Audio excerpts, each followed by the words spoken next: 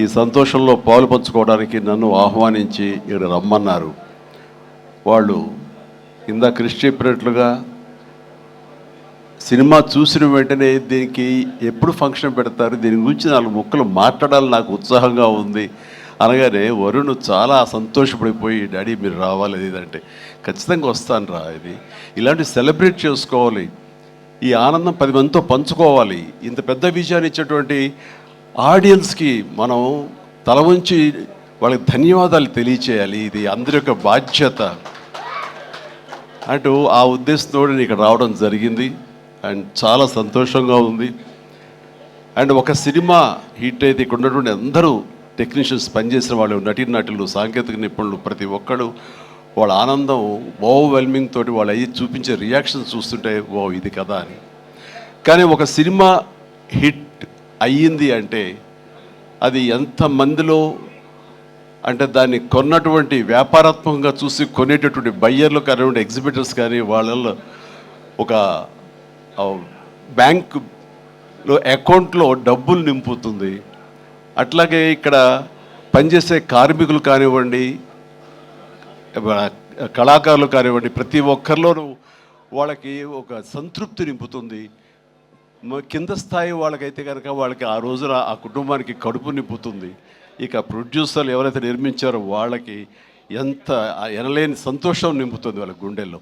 ఈ రోజున ప్రతి ఒక్కళ్ళ గుండెల నిండా ఆనందంతో ఈ కొరియన్ కనకరాజు సక్సెస్ని ఎంజాయ్ చేస్తూ ఈరోజు అందరూ వాళ్ళ అభిప్రాయాల సంతోషాలు మీ ముందు వెళ్ళబుచ్చుకున్నారు. ఈ సినిమా ఒక సక్సెస్ అయ్యి ఇంతమందిలో ఇన్ని రకాలుగా ఆనందం నింపుతుంది అంటే కనుక అది ప్రధానమైన కారణం దర్శకుడు, అలాగే కంటెంట్ అందించిన కథకుడు. వీళ్ళు చాలా చాలా ప్రధానం.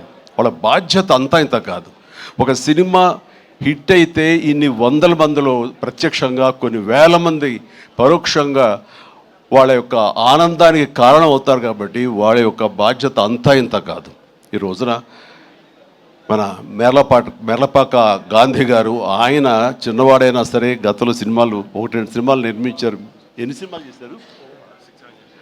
ఓకే, మీరు చేసిన 6 డజన్ పైగా సినిమాలు కొన్ని చూడటం జరిగింది కానీ అన్నీ చూడలేకపోయాను. But you have wonderful director. And ఇంత ప్లీజ్ సార్, ప్లీజ్ కూర్చోండి, మీరు కూర్చోండి, లేదా వస్తారండి, ప్లీజ్ కమ్ పైకి.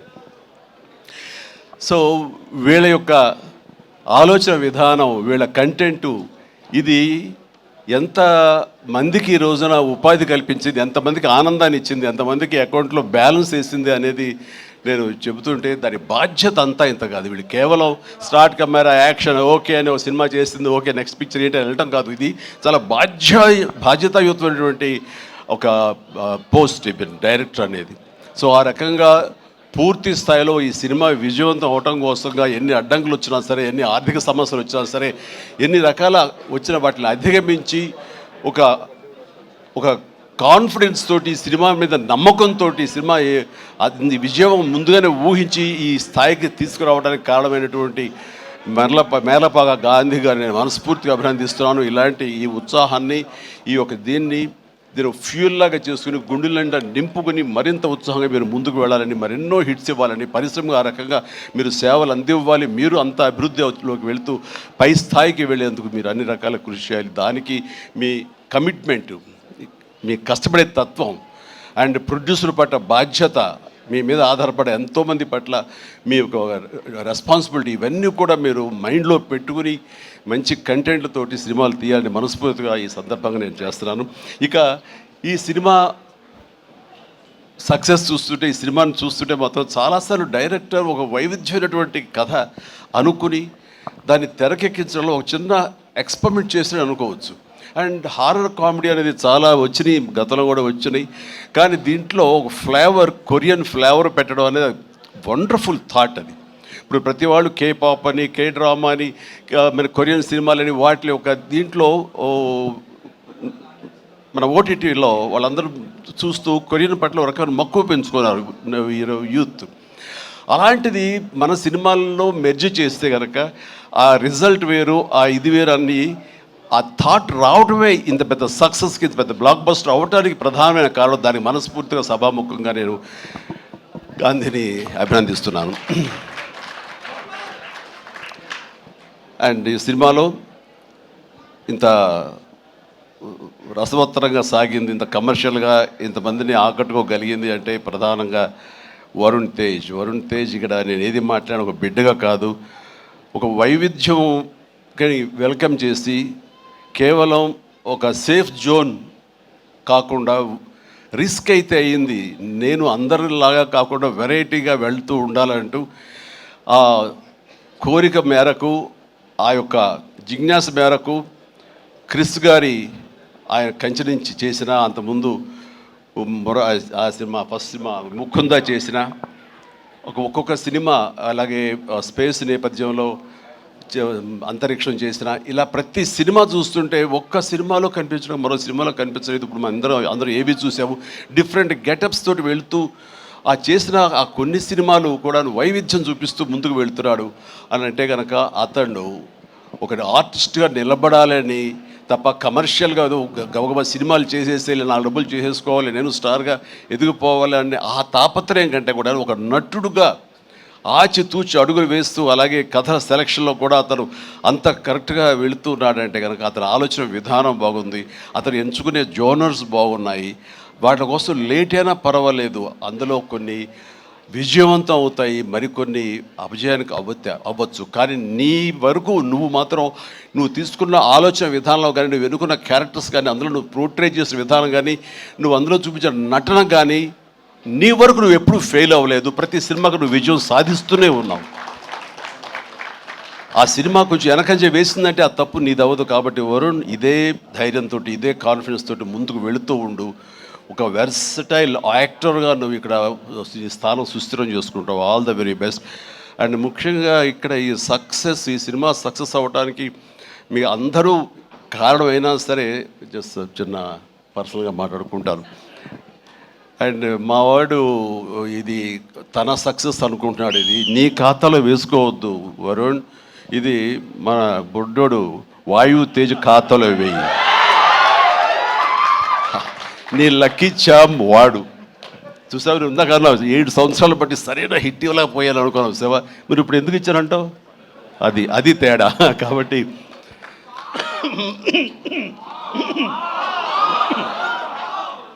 మా లక్కీ చామ్ వాయువు. అండ్ ఇక నెక్స్ట్ మరొక ఈ సినిమా ఇంత పెద్ద హిట్ అవ్వటానికి మరొక స్ట్రాంగ్ రీజన్ సత్య సినిమాలు వరుసగా చూస్తుంటాను. సత్య ఇక్కడ లేడు పాప, అన్ఫార్చునేట్, రావాలని చాలా ఉత్సాహంగా ఉన్నాడని నాకు చెప్పాడు మనవాడు. అండ్ బిజీగా ఉన్నాడు. ఓకే, ఇలాంటి ఈవెంట్స్ రాకపోయినా సరే ఇది ఎలాగైనా చూస్తాడు తను, ఈ పాటికే లైవ్ చూసేస్తూ ఉంటాడేమో. సత్య నువ్వు చూస్తుంటావు, నాకు తెలుసు, అర్థమైంది. ముందు నీకు షూటింగ్ ఉంది, అక్కడ షార్ట్స్ ఉన్నాయి, తర్వాత చూసుకోవచ్చు, షార్ట్లోకి వెళ్ళు. ఈ సినిమాలో చాలా బాగా చేసావు. ఎంత అంటే ఏంటి తను అని చెప్పేసి నీ కోసం ఈ సినిమా మరొకసారి కూడా చూడాలంత బాగా చేసావు. నువ్వు నాతో పాటు యాక్ట్ చేసినప్పుడు కూడా నేను అబ్జర్వ్ చేస్తుంటే నీకు లిమిటేషన్స్ లేవు నువ్వు. అండ్ ఆ క్యారెక్టర్ పరంగా నువ్వు ఆ హద్దులు లేకుండా నీ మనసుకు ఏది అనిపిస్తే నీకున్నటువంటి ఆ మిమిక్ టాలెంట్ తోటి దీన్ని అల్లుకుంటూ వెళ్ళిపోతుంటావు, కొత్తగా చేయడం ప్రయత్నం చేస్తుంటావు. అది నీ బలం. కాబట్టి ఎలాంటి ఇన్హిబిషన్స్ లేకుండా నువ్వు చేసే విధానం ఉంది, అది ఒక వైవిధ్యంగా ఉంటుంది. ఇంతమంది చేత అలరించబడుతుంది, ఇంతమంది చేత ఆకర్షించబడుతుంది. వాళ్ళందరి ఆశీస్సుతోటి ఇదిగో ఇలాంటి విజయాలు నీ యొక్క ఖాతాలో చేరుతూ ఉంటాయి. ఆ రకంగా నువ్వు చూపించినటువంటి ఈ కామెడీ నాకు మళ్ళీ చూడాలనిపిస్తుంది. అంత బాగా చేసావు. అఫ్కోర్స్ మనం చేసినప్పుడు కూడా నువ్వు నీ అభిమాని అండి అంటూ గతంలో మీరు ఎట్లాగా నా సినిమాల కోసం ఎన్ని చూస్తుంటావు అండ్ అవన్నీ చెప్తూ ఉంటావు, వింటూ ఉంటాను. కానీ నాకు నువ్వు ఆనందం ఇచ్చాకంటే నా శిష్యుడిగా కానీ నా అభిమాని ఇంత స్థాయిలో ఉన్నాడన్న ఆ గర్వం ఉంది సేవ, అది నేను కొన్నా సరే ఎలాగైనా నేను మాటలు చెప్పాను, అంత ఆనందంగా ఉంది. Please keep rocking. మీరు ఇట్లా ముందుకు వెళ్తుండాలి, కానీ సినిమాలు మరెన్నో చేస్తుండాలి. అండ్ ఈ సినిమాకి ఇంజనీర్ మన గాంధీ అయితే ఐరన్ పిల్లర్స్ మన వరుణ్ తేజ్. ఈ ఐరన్ పిల్లర్ నిలబడి ఒక కన్స్ట్రక్షన్ ఉండాలి అంటే కనుక ఆ కాంక్రీట్ ఈ రోజున సత్యాన్ని నా విశ్వాసం, నాకు అలా అనిపిస్తుంది. So the wonderful combination. ఆయన డిజైన్ చేసాడు, పిల్లర్ లాగా నిలబడ్డాడు, ఐరన్ స్ట్రక్చర్ లాగా. ఆ ఐరన్ స్ట్రక్చర్కి అందంగా ఓ రూపం కల్పించి ఇదిగో ఈ కనకరాజు, కొరియన్ కనకరాజు అనేందుకు కాంక్రీట్ లాగా నిలబెట్టి స్ట్రాంగ్ వాల్ లాగా చేయగలిగాడు. దానికి సత్య ప్రధానమైన కారణం అయితే దానికి మరి వాళ్ళకి రంగులు అందాలు కావాలి కాబట్టి ఆ అందాలు అది ఇచ్చింది Ritika. Ritika, you day fantastic job. And నీ గ్లామరు అది చూస్తుంటే వావ్ అనిపించింది నాకు. ఆ వావ్ ఇక్కడ వాడాలంటే మీరు ఇందాక నుంచి హింట్ ఇస్తారంట. తను నిజంగానే వావ్ చాలా బాగుంది. అటు కొరియన్ దీంట్లోని హుషారు కానీ ఇవన్నీ ఎక్సలెంట్ అమ్మా. తర్వాత ఇక మన ఇతర ఆర్టిస్టులు పోలిస్తే కనుక నాకు మన ఉనికిదాకా ఉన్నారు, వెళ్ళిపోయారు ఆయన, మురళీధరన్ గౌడ్ గారు.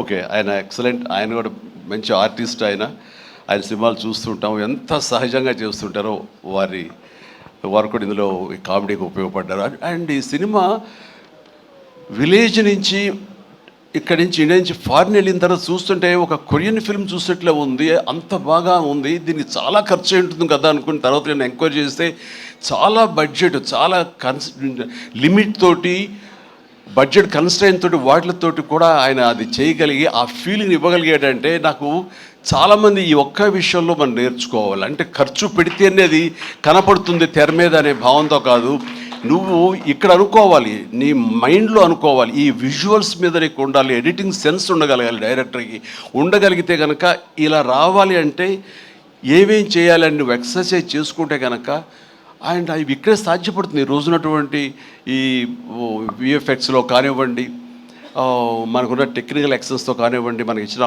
ఆర్ట్ వాళ్ళ సపోర్ట్తో కానివ్వండి, చాలా చేయొచ్చు. కాస్ట్ ఎఫెక్ట్ తోటి చాలా బాగా చేయొచ్చు. ఈ సినిమా అందరూ ఊహించడం అంత రిచ్ సినిమాగా ఉంది కదా, కొరియా వెళ్ళిపోయి చేస్తారంటే అది అంత అవ్వాల్సినంత ఖర్చు అవ్వకుండా లిమిట్లో చేయగలిగాడంటే తన ప్లానింగ్, తన భయం, భక్తి, ప్రొడ్యూసర్లు బతకాలి, మనతో పాటు ప్రొడ్యూసర్లు 4 డబ్బులు చేసుకోవాలి, అంతేగాని ప్రొడ్యూసర్ని నలిపేసేసి వాళ్ళు స్క్వీజ్ చేసేసి సినిమాలో చూపించి తద్వారా తన పేరు తను కనిపించాలనే ప్రయత్నం చేయకుండా ఆ రకంగా తను ఈ సినిమాని చేశాడు. ఇది ఒక బెస్ట్ ఎగ్జాంపుల్గా నేను అనుకుంటున్నాను as for as the director is concern, film making is concern. And days కూడా తక్కువలో చేయగలిగారు. మీరు ఫస్ట్ సక్సెస్ ఇప్పుడు ఈ సినిమా హిట్ అయిన తర్వాత ప్రేక్షకులకు వెళ్ళిన తర్వాత వాళ్ళు అందించిన విజయాన్ని మన విజయంగా కాదు, బిఫోర్ రిలీజ్ ఇట్ సెల్ఫ్ మీరు సక్సెస్ సాధించారు. దీన్ని బడ్జెట్ పరంగా అయితే కానీ లిమిటెడ్ టైంతో మీరు చేయటం కానీ దానికి నిజంగా మనస్ఫూర్తిగా అభినందిస్తారు. అండ్ ప్రతి వాళ్ళు ఇలాగే ఆలోచిస్తే కనుక నిజంగా సినిమా సక్సెస్ తగ్గిపోతున్నాయనే దీంట్లో ప్రతి వాళ్ళు కూడా నువ్వు ఇది నేర్చుకోవాల్సినటువంటిది, అమలు చేసుకోవాల్సిన విషయం. ఈ సంవత్సరం నిజంగా ఫస్ట్ హాఫ్ చూసిన తర్వాత బిగినింగ్ ఫిలిమ్స్ మంచి హిట్లు అయినాయి, బాగున్నాయి. ఆ తర్వాత మళ్ళీ ఈ జూన్ జూలై వరకు సినిమాలు ఏది పెద్దగా హిట్ అవ్వడం చూస్తుంటే సెకండ్ హాఫ్ ఎలా ఉంటుందో అనుకున్నావు. ఈ ద్వితీయార్థంలో బెస్ట్ పెద్ద సినిమా హిట్ అవడంతో ఫాలోడ్ బై మా ఇంటి బంగారం, అలాగే లెనిన్, ఆ తర్వాత చెన్నై లవ్ స్టోరీ, ఇట్లా ఇదిగో ఇప్పుడు ఈ కొరియన్ కనకరాజు. అంటే ఈసారి వండర్ఫుల్ ఆడియన్స్ రారు, వాళ్ళకి ఓటీటీలకి ఫిక్స్ అయిపోయారు. పెద్ద సినిమాలకి, ఈవెంట్ ఫిలిమ్స్కి అలాంటి వాటికి తప్ప మామూలుగా థియేటర్కి వచ్చి చూసే పరిస్థితి పోయింది, చిన్న సినిమాలు బతికే పరిస్థితి లేకుండా పోయింది అని చాలామంది స్టేట్మెంట్ ఇచ్చేస్తుంటారు. కాదు, కంటెంట్ ఇవ్వగలిగితే, వెరైటీ కంటెంట్ ఇవ్వగలిగితే, ఇలాంటి యంగ్స్టర్స్ అన్నిటినీ మైండ్లో పెట్టుకుని మన కనుక ప్రజెంట్ చేయగలిగితే కనుక జనం రావడానికి ఉన్నారండి. వాళ్ళు ఒక సినిమా 2 సినిమాలు పెద్ద చూసిన తర్వాత ఓకే, ఆ తర్వాత సినిమా బాగుంది, ఇది ఎంటర్టైన్ చేస్తుంటే కుటుంబంతో పిల్లలతోటి థియేటర్కి వెళ్ళి చూస్తారు. ఆ కిక్ ఇంట్లో కూర్చున్న చూస్తూ ఓటీటీలో వాళ్ళకి కలగదు, వాళ్ళు బయటకు రావాలని కోరుకుంటారు. వాళ్ళు బయటకు వచ్చి థియేటర్లో సినిమాలు చూసే రేంజ్కి మనం ఏమి ఇస్తున్నాం, వాళ్ళకి ఏం ప్రజెంట్ చేస్తున్నాం అని మనం ఆలోచించగలిగితే కనుక దానికి భయపడాల్సిన అవసరం లేదు. ఇదిగో ఈ సంవత్సరంలో వరుస సినిమాలు వస్తూనే ఉన్నాయి, పెద్ద సినిమా, చిన్న సినిమా, దాని బడ్జెట్ అంతా అది ఈవెంట్ ఫిల్మా లేకపోతే అనే కాదు, ఒక ప్రేక్షకుల్ని అలరించాలి, హెల్దీ ఫిల్మ్స్ తీయగలగాలి. అందులో ఈ సినిమా ఈ మా హిట్ అనేది మీరు నమోదు చేసుకోవడం, మీ ఖాతాలో వేసుకోవడం అనేది రియలీ అది డిజర్వ్ ఇట్. అండ్ ఈ సినిమాకి పనిచేసేటువంటి ఇతర నటీనటులకు, అలాగే మన కెమెరామెన్గా చూపించి చెప్పారు, సంజయ్, మనోజ్ గారు అండ్ సాయి మనోజ్ మీ గురించి వినాలి, మీరు అమెరికాలో ఉండేవారని. And please and all the very best. And అలాగే ఎడిటర్ గారికి వాళ్ళకి ఇంక వీళ్ళందరికీ చెప్తుంటే మా తమ్మని ఏంటి అన్నయ్య నా గురించి అక్కడ నా హృదయానికి దగ్గరైన మనిషి. అండ్ అలాంటి తమ లెక్క తమ్మని మళ్ళీ కష్టం అవుతుంది కూర్చొని. Please, I love you my boy, I love you. తమన్ను ఒక ఎనర్జీ బండిల్ ఆఫ్ ఎనర్జీ అండి. ఎప్పుడో బోరు కొట్టి తమ్మనికి ఫోన్ చేసి ఎలా ఉన్నా తమ్ముడు అన్నయ్య ఏంటన్నా చెప్పన్నా వచ్చేయమంటావా, రావు సదా కాసేపు ఇది అని. తనతోటి ఇప్పుడు ఈ సినిమా చేయబోతున్నాను, ఆ సినిమా పేరు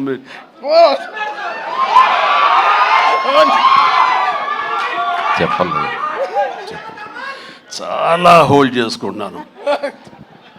కొంచెం కూడా వద్దంటవా,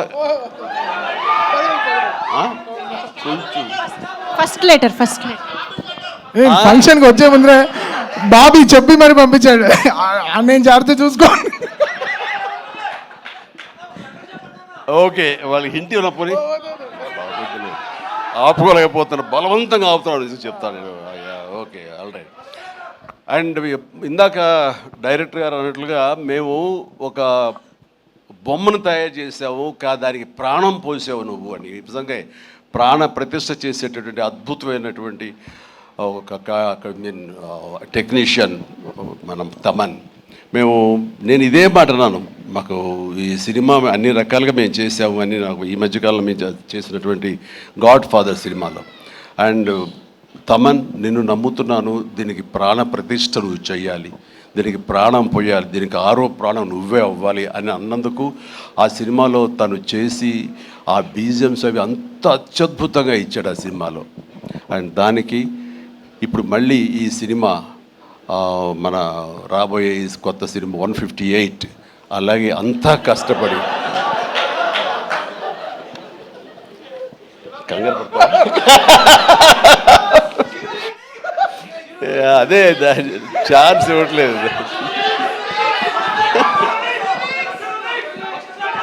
దానికి ఇప్పుడు టీజర్ రాబోతుంది నా బర్త్డే సందర్భంగా.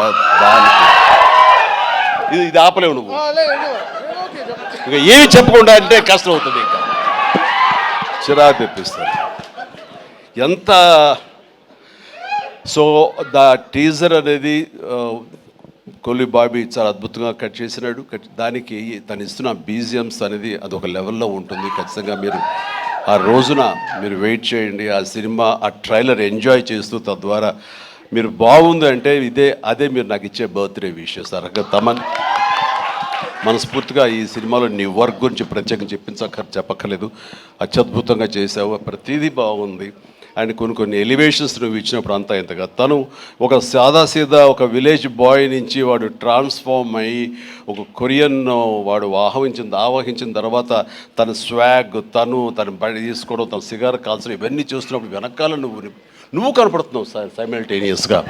అండ్ అత్యద్భుతం, ఇద్దరు పోటాపోటీ పడి మీరు కనిపించిన తీరు, ఆ సీన్ అత్యద్భుతంగా మేము ఎంజాయ్ చేస్తుంది మాత్రం hats off and really I appreciate.